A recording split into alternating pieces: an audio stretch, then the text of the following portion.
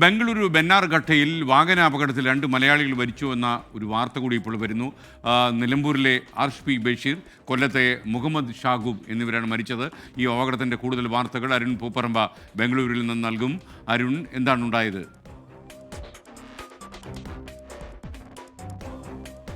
ഇന്നലെ രാത്രി 11 മണിയോടെയാണ് ബംഗളൂരുവിലെ ബനാർഘട്ടയിൽ വെച്ച് ഈ അപകടം ഉണ്ടായത്.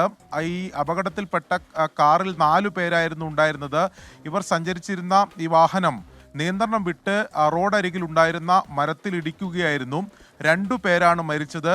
അതിൽ ബനാർഘട്ട ടി ജോൺ കോളേജിലെ MBA വിദ്യാർത്ഥിയായിട്ടുള്ള നിലമ്പൂർ സ്വദേശി ആർഷ് പി ബഷീറും അതോടൊപ്പം തന്നെ മുഹമ്മദ് ഷാഹൂബ്, കൊല്ലം സ്വദേശിയാണ്, 28 വയസ്സുള്ള മുഹമ്മദ് ഷാഹൂബുമാണ് മരിച്ചത്. വാഹനത്തിലുണ്ടായിരുന്ന മറ്റു 2 പേർക്ക് കൂടി പരിക്കേറ്റിട്ടുണ്ട്. അവരും മലയാളികളാണ് എന്ന വിവരമാണ് ലഭിക്കുന്നത്. ഈ മുഹമ്മദ് ഷാഹൂബ് ഇവിടെ ബംഗളൂരുവിൽ ജോലി ചെയ്തു വരികയാണ്. അതോടൊപ്പം തന്നെ ആർഷ് പി ബഷീർ വിദ്യാർത്ഥിയാണ്, MBA വിദ്യാർത്ഥിയാണ്.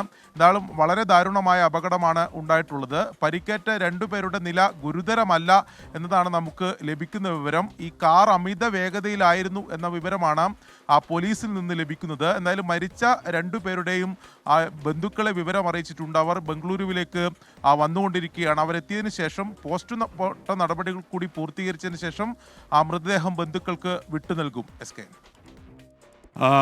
Thank you. വളരെ സങ്കടകരമായ വാർത്തയായി. 2 മലയാളികൾ ബംഗളൂരുവിൽ അപകടത്തിൽ മരിച്ചു എന്നുള്ളതാണ് വന്ന വാർത്ത.